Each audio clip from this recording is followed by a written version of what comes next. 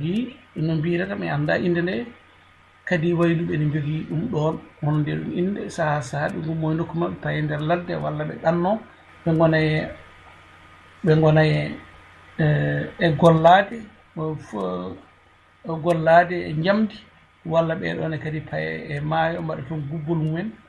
gooten fof ne jogii no ɓe mbaawi renndirde wooda ko ɓe mbaɗi ko ɓe njiɗnoo ko so ɓe ngawanno so ɓe cañanno so ɓe coppanno enani so ɓe jemmintude jawdi maɓɓe ɓe ngona toon balɗe haa jawdi ndi haara walla haa ɓe daña ko ɓe njiɗi ko alhaji mouhamadou sey radiallahu anhu kañum wi kañum ne alaa jambere ko soppiri hay huunde o jogii tan ko duwaw e tawhide makko hakkude makko e allah ɗum noon maw yaa e ndeer ladde hee o ƴeewa teeldu toon e joom makko aɗa anndi annabaaɓe ɓe fof kala heen keɓɗo message ko jooɗonoo baŋnge ene yiilo allah haa tegnene Allah sallallahu alih w sallam nde o jibril tawi mo e gaaru hira enen nganndi ɗum ɗon fof ko kanko gooto wonno toon ko teelɗoynooɗo kanko no teeloyaa toon holko waɗoy toon o jannga qur'an holko waɗoy toon o juula e Allah sallallahu alih w sallam holko waɗoy toon o yaafnoo allah bakkatuuji makko holko waɗoy toon o subhinooɗo allah holko o waɗoy ɗon o wiya alhamdulillah o yetta ɗum holko o waɗoy ɗon o jannga toon seyfiyu e on nokku noon mo janngi mo woni o wona ɗon balɗe jeenayi soɓe ɗiɗo soɓe tato ɓe njuula toon waktuuji ɗi fof tawa e gooto noon ɓe tarata waktu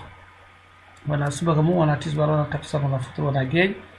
ɓe takki henne kadi koɓe nguurdata so tawi ɓe mbirdi haa ɓe tampi haa ɓe timmi arduɗi ɗi ponno wadde ɗi ɓe njiya kadi ɓe coppa leɗɗe so ɓe coppi leɗɗe ɓe ƴeewa wadde ɗon gese koɓe mbaawi ñaamde won noon so tawi yimɓe koɗi e nokku ngalaa ko ñaami ngalaa gese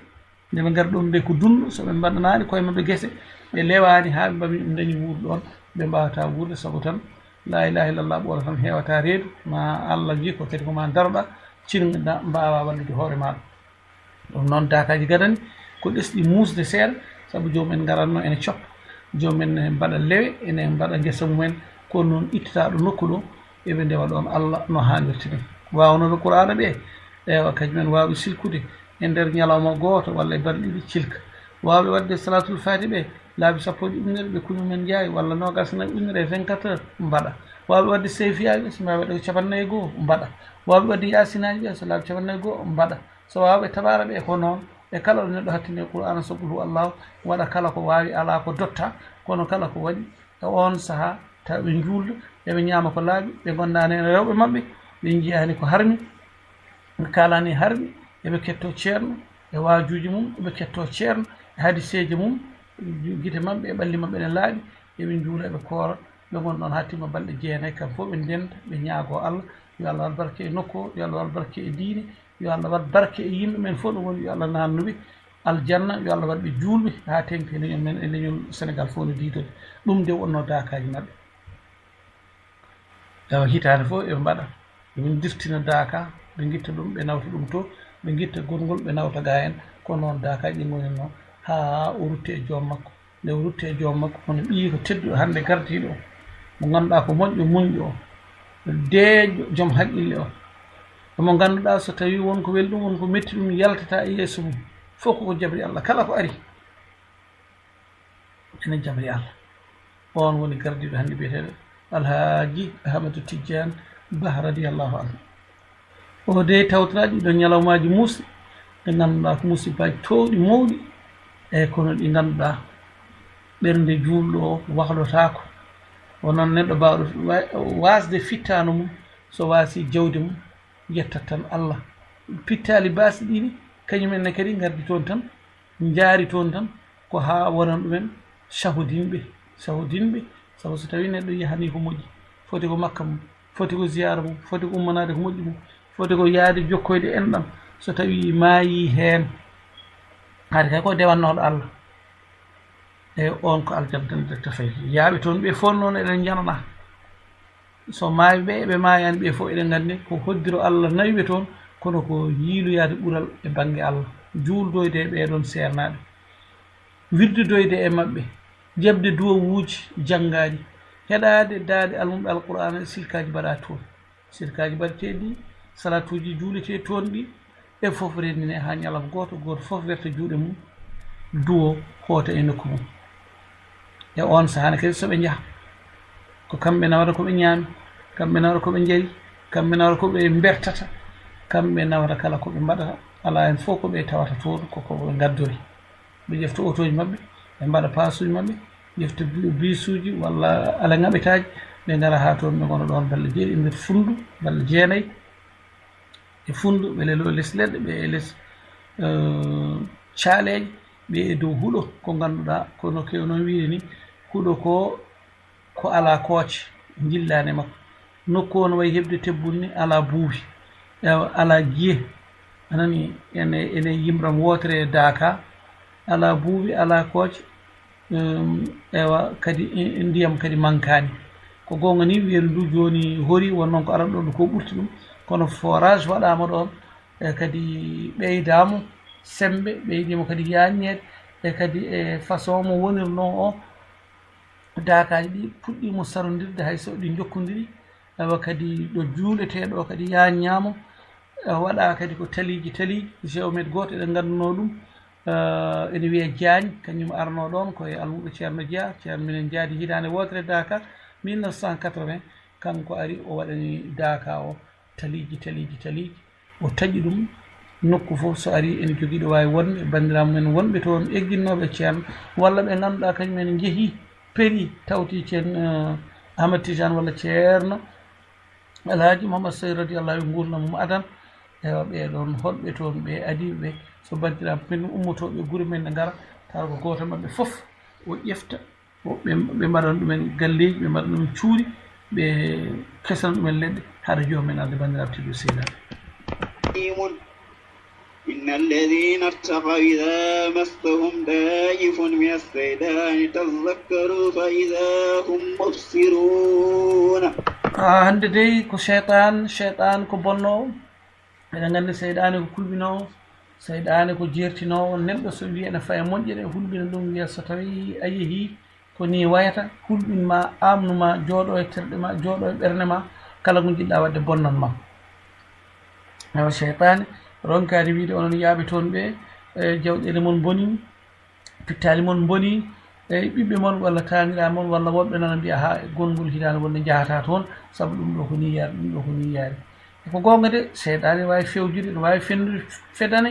e kala ɓernde ko noon ene woodi e ɓernde so waɗi toon fedande makko fendotako ha aduna o firto ɓiyen ko yimɓe lattuɓe ko yimɓe Allah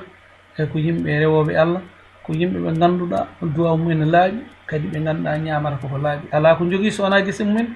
juma mabɓe e mawnude o ko guese ɗe koɓe dañño toon ko ɗum ɗon maara ewa darde juma o ko ceerno Mansour Didi anani inchallah e peeje mum e plan muɗum wono kañumne Allah waɗi ɗum ganɗo labto radiallahu anhu ewa ɗo wuuro ɗo ko diine o woni ñawirteɗo ɗon ewa wuuro ngo kadi ko wuuro sunna ngo ganduɗa kala galle ene waɗi galle worɓe ene waɗi galle rewɓe worɓe kaɗa tan koto worɓe ga rewɓe kaɗa tan koto rewɓe to ene rewɓe wuuro ngo mawɗo ɗo cukalel ha tengte e yimɓe ferɓe gari ɓe eɓe jiiɗi ceerno Tidiane alama fof de o inde Tidiane ceerno Amadou Tidiane wiyata ko ceerno Tidiane walla ko ceerno walla ko ceerno kala ko jomumen ne mbaɗa koma ceerno yamir so inde koma ceerno yamir so dewgal koma ceerno yamir so mayɗo koma ceerno yamir fowne kadi ko ceerno inna fowne kadi ko ceerno humanta ewa kadi hay so mayɗo ari so ceerno juuliyani kañum waɗata juuliwoɓe walla tawtorteɓe wuuro ngo ala hen fof ɗannotoɗo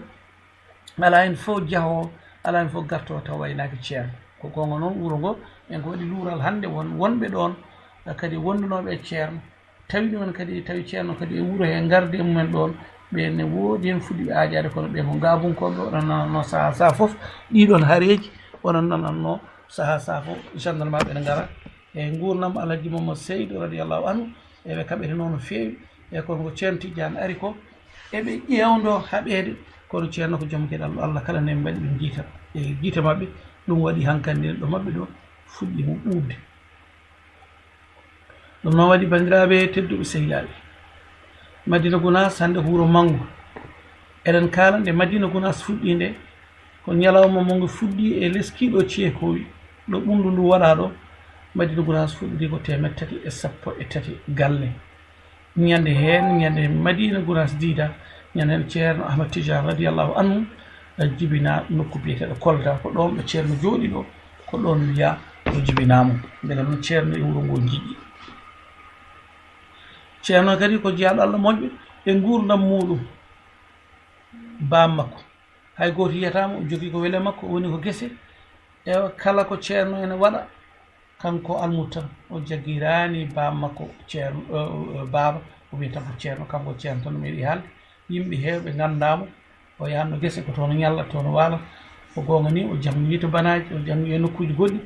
e kono ko ɓiɗɗo ceerno korsinaɗo mo ganduɗa kañum lomti e kadi Allah waɗi ɗum ɓurdu zaman laabtuɗo no feewi no feewi no feewi no feewi bam makko ne wuuri e ngoɗon wuuro o mahi kono abbo e 33 jama walla juma ɗum ɗon noon ko mami ruttito kadi e kayitaji kono mbiɗa andi kam 33 timmi so tati fawti hen so 2 fawti hen ko ɗon to woni ɗo haqqillam diwti kono ɗum ɗon o mahi ɗum ɗanle ɗe o ɗanni Fas ene keewi ɗanle ɗe o ɗanni Makka ene keewi e kala hen ɗanngal omo yaada e délégation ngaji hannde o yaada 7 laawol gongol o yaada e 100 laawol gongol o yaada e kono abbo e 110 ɗum ɗo koye ñalawmaji makko sakket ala koɓe guuri kamɓe Madina Gounass so wona ndema e kala ndema noon eɓe mbaɗa ɗum ɓe koɗine kadi koye cuuɗi huuɗo e kadi koɓe rewoɓe Allah koɓe juuloɓe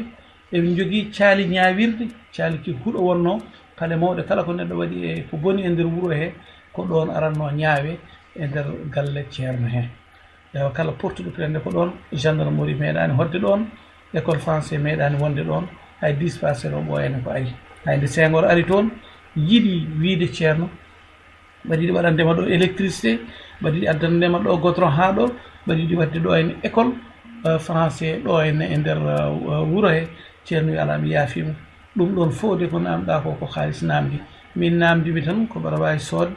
mbuɗam nan wiyami soodo Allah e mi fembuma naata islam mbiya ashhadu an la ilaha illallah naata aljanna Senghor wi wawa o wi minenne ko heddi komi yiiɗa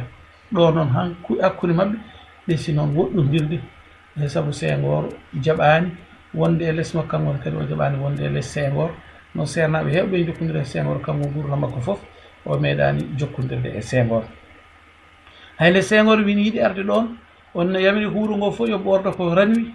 kamɓe fof yoɓe jogo kurusaji mabɓe kamɓe fof yoɓe mbaɗa gori hota goto oɓe rokko Senghor jungo ha yetto tribune ɗo koye ndiɗon needi ɓe jaɓɓori Senghor ha e Senghor yetti yiino Madina Gounass fayi ɗum waɗi e gurdam Senghor e caggal nde o liɓi Mamadou Dia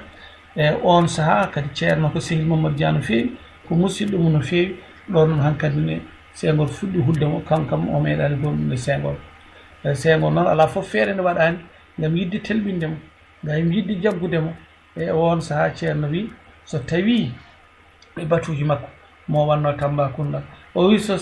keefeero wini ya hakkude dow leydi e asaman ene ngabbay otoji ene diwna ga fiisoji ene diwa ene denko ene holla en ko mawni kiniɗo e dow men enene mawni kiniɗo e dow makko kala nde ɓe goyi enen ko nden jalaten kala nde ɓe cohli enen ko nden cohliten bandar tiddu sehilaɓe ɗum ko Alhaji Mouhamadou Sey radiallahu anhu waɗira noon ɗum noon waɗi woni isolé no feewi ɓe jiyatama eɓe noddatama kanko hoore makko no o jaggi tan ɗo jaggi ɗo diine o omo ñaawa nokku o hay laamu gotel kadi yettako ɗon ala dawowo ala ɗaɗotoɗo ala ƴeewoyo jawdi so wona e dow yamirore ceerno so wi hata yaako noon dewle ɗe kanko sellintaɗe kanko humataɗe e kadi so tawi ceergal ne kadi ko ma arta haɗo makko ɗo wanno ɗum ɗo ceergal koko yemi wuuro ngo fof ñawirte ko sérieux debbo e gorko dokkodirta junngo laabi ɗi kuccaji galle makko hucciɗo koye jama he machallah taala ko noon ceerno woni no remiri galle muɗum o bandiraɓe tedduɓe sehilaɓe hande de ko radio Kokori ko international keɗoɗon kadi mamin jokka noon ko waɗi ko mamin jokka noon yewtere nde kadi woto min pawa noon inchallah taala وإخوانهم يمدونهم في الغي ثم لا يقصرون وإذا لم تأتهم بآية قالوا لولا اجتبيتها قل إنما أتبع ما يوحي إلي من ربي هذا بصائر من ربكم وهدى ورحمة لقوم يؤمنون صدق الله العظيم. عندي ده بندرة بتدو سهلاب كوني وننقرنا الحاج محمد سر رضي الله عنه.